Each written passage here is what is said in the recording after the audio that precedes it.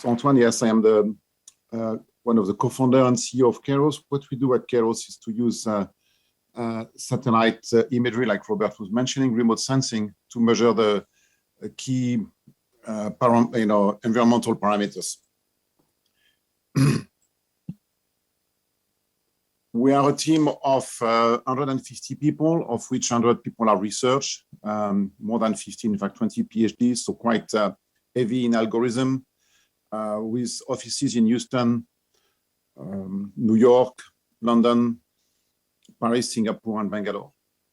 Our customers are large governmental agencies, including the IEA and the European Commission and others.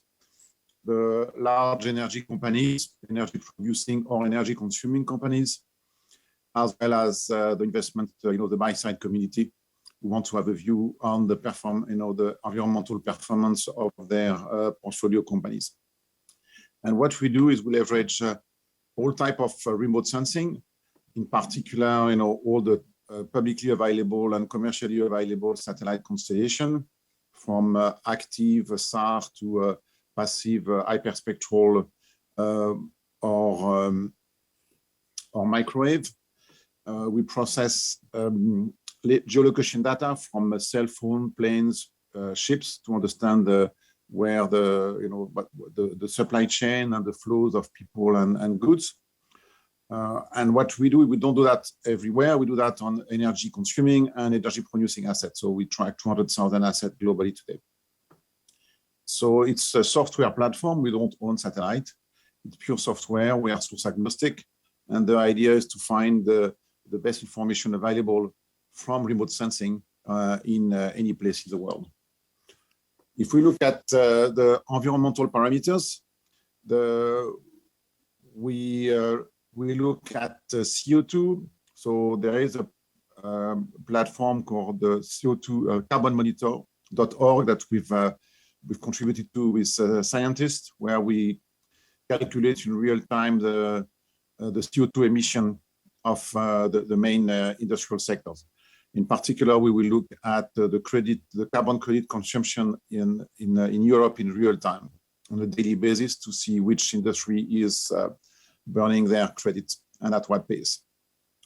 We look also at flaring on a global basis, so all the methane that is flared in real time, so we can calculate the CO2 embedded in the production of hydrocarbon in the region. And we also calculate the methane emission. That's a pretty complex set of algorithms that we've cracked. But so now we are able to measure the methane emission, which, by the way, represent almost the same amount of short-term warming that CO2 and was until now completely unknown. So that's really the major contribution we've made to the world. We look also at carbon sequestration in the forestry and biomass, using 3D reconstruction and land use changes and those algorithms. And finally, we work also on adaptation by looking at potential, modeling the risk of flooding or wildfires, again, thanks to remote sensing. The good news is that we were invited by the French delegation, by the French president, Mr. Macron, to COP26, and we have been a key part of the treaty. Mr. Kerry mentioned our technology in his speech. President Putin also mentioned, his reaction was directly a consequence of our findings on the methane emission of Russia, and the European Commission, the Kayrros Simpson, the DG Energy, tweeted our map of methane emissions. So it was the world first, this methane emission monitoring on a global basis. And it is proving to be the only way to monitor and implement the carbon pledge, the methane pledge that has been decided at the COP26. So we move very quickly from science, because the data were only 18 months ago, to something used by politicians, by leaders and companies to reduce methane emission. The way it works is we leverage mainly existing monitoring satellites, so Sentinel-5P, you see that on the top, which is an hyperspectral camera. The good news is that it covers the full globe every day. The difficulty is that it's the resolution is 5 by 7 kilometers, so you can identify things, but you don't know exactly where it's coming from. To crack this, we can use Sentinel-2, which is a multispectral sensor with a 30-meter resolution, and that is sensitive to, that is the infrared band can see methane if you do the proper algorithm. So the good thing is the combination of Sentinel-5 and Sentinel-2, you have a global monitoring of large leaks of methane that we can attribute very precisely to countries, obviously, but also to operators. And when we look at the map of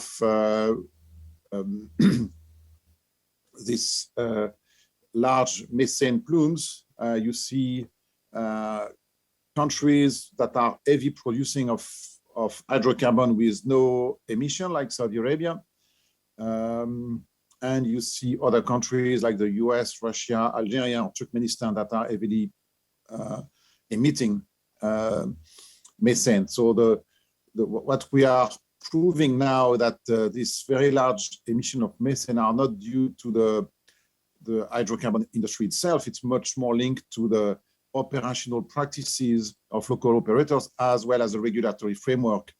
Because you see, in Europe, there is almost no leaks, while, as soon as you cross the border, there are quite a lot of spills or releases of methane. All of this one should never happen because these are mega, very large, above 10 tons per hour releases of methane that could be avoided just by changing operational practices. You see quite a few also above the Australian coal mine. We see a level of emission that are quite significantly higher than what is reported there, so as well as in other countries. So it's the first time there is a global monitoring, methane monitoring system, and that we hope the abatement opportunity here is 1 gigaton of CO2 equivalent, so it's pretty significant.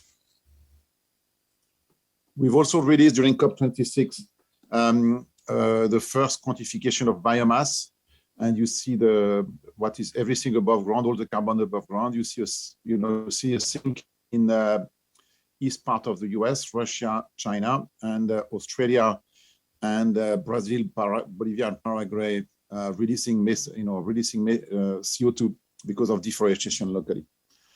In Australia, it's mainly due to wildfires. And obviously, then the question is to attribute it to the parcel level, which we can do by using on a global basis by using higher definition satellite. I'll go fast on adaptation, where we can look at floods, wildfires, landslide, and heat stress, to end up my presentation with I think, very positive message about the use of remote sensing, where we can see that through methane, we can have a potential abatement opportunity of 1 gigaton of CO2 per annum. And transparency of nature-based solution gives also an opportunity to monitor and improve something that is equivalent of 3 gigaton of CO2 equivalent of 3 gigaton of CO2 per annum. So remote sensing will ease the air. It will be a key part of implementing international treaties and making sure that companies and countries adhere to their net zero policies and then pledges. So this ends my presentation.